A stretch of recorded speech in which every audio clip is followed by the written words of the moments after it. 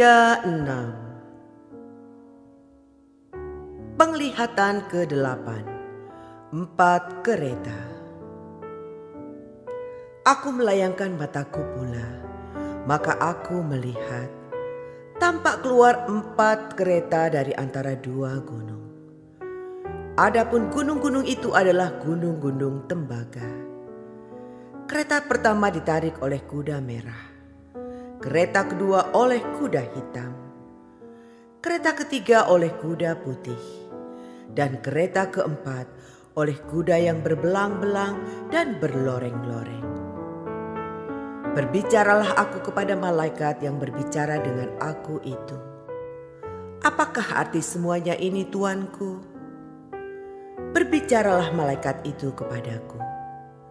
Semuanya ini keluar ke arah keempat mata angin, sesudah mereka menghadap kepada Tuhan seluruh bumi. Yang ditarik oleh kuda hitam itu keluar ke tanah utara, yang putih itu keluar ke arah barat, yang berbelang-belang itu keluar ke tanah selatan, dan yang merah itu keluar gelisah untuk pergi, hendak menjelajahi bumi. Lalu berkatalah ia, "Pergilah, jelajahilah bumi." Maka mereka menjelajahi bumi. Kemudian berteriaklah ia kepadaku, "Lihat, mereka yang keluar ke tanah utara itu akan menenteramkan rohku di tanah utara." Kerajaan Sang Tunas di Yerusalem. Datanglah firman Tuhan kepadaku bunyinya, "Pergilah pada hari ini juga ke rumah Yosua bin Zefanya, dan pungutlah persembahan dari pihak orang-orang buangan, yaitu dari Heldai, Tobia, dan Yedaya, semuanya orang-orang yang sudah datang kembali dari Babel. Pungutlah perak dan emas, buatlah mahkota dan kenakanlah itu pada kepala imam besar Yosua bin Yozadak. Katakanlah kepadanya, beginilah firman Tuhan semesta alam. Inilah orang yang bernama Tunas. Ia akan bertunas dari tempatnya dan ia akan mendirikan bait Tuhan. Dialah yang akan mendirikan bait Tuhan, dan dialah yang akan mendapat keagungan dan akan duduk memerintah di atas tahtanya. Di sebelah kanannya akan ada seorang imam, dan permufakatan tentang damai akan ada di antara mereka berdua. Dan mahkota itu akan tetap tinggal dalam bait Tuhan sebagai tanda peringatan akan Heldai, Tobia, Yedaya, dan akan Yosia bin Zefanya. Orang-orang dari jauh akan datang untuk turut membangun bait Tuhan. Maka kamu akan mengetahui bahwa Tuhan semesta alam yang mengutus aku kepadamu. Dan hal ini akan terjadi apabila kamu dengan baik-baik mendengarkan suara Tuhan Allahmu. Zakaria 7. Ibadah puasa yang baik. Pada tahun yang keempat zaman Raja Darius, datanglah firman Tuhan kepada Zakaria pada tanggal 4 bulan ke-9, yakni bulan Kislew.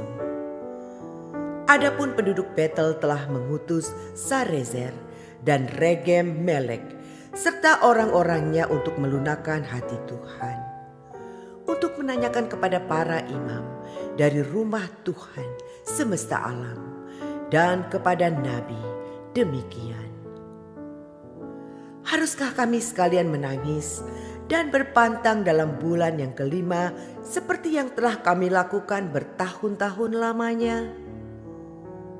Maka datanglah firman Tuhan semesta alam kepadaku, bunyinya, katakanlah kepada seluruh rakyat negeri dan kepada para imam demikian, ketika kamu berpuasa dan meratap dalam bulan yang kelima dan yang ketujuh selama 70 tahun ini, adakah kamu sungguh-sungguh berpuasa untuk Aku? Dan ketika kamu makan dan ketika kamu minum, bukankah kamu makan dan minum untuk dirimu sendiri? Bukankah ini firman yang telah disampaikan Tuhan dengan perantaraan para nabi yang dahulu, ketika Yerusalem dengan kota-kota yang di sekelilingnya masih didiami orang dan masih sentosa, dan tanah Negeb dan daerah bukit masih didiami? Firman Tuhan datang kepada Zakaria bunyinya, "Beginilah firman Tuhan semesta alam. Laksanakanlah hukum yang benar dan tunjukkanlah kesetiaan dan kasih sayang kepada masing-masing. Janganlah menindas janda dan anak yatim, orang asing dan orang miskin. Dan janganlah merancang kejahatan dalam hatimu terhadap masing-masing." Tetapi mereka tidak mau menghiraukan. Dilintangkannya bahunya untuk melawan dan ditulikannya telinganya supaya jangan mendengar. Mereka membuat hati mereka keras seperti batu Amril, supaya jangan mendengar pengajaran dan firman yang disampaikan Tuhan semesta alam melalui Roh-Nya dengan perantaraan para nabi yang dahulu. Oleh sebab itu, datang murka yang hebat daripada Tuhan. Seperti mereka tidak mendengarkan pada waktu dipanggil, demikianlah Aku tidak mendengarkan pada waktu mereka memanggil. Firman Tuhan semesta alam. Oleh sebab itu, Aku meniupkan mereka seperti angin badai ke antara segala bangsa yang tidak dikenal mereka.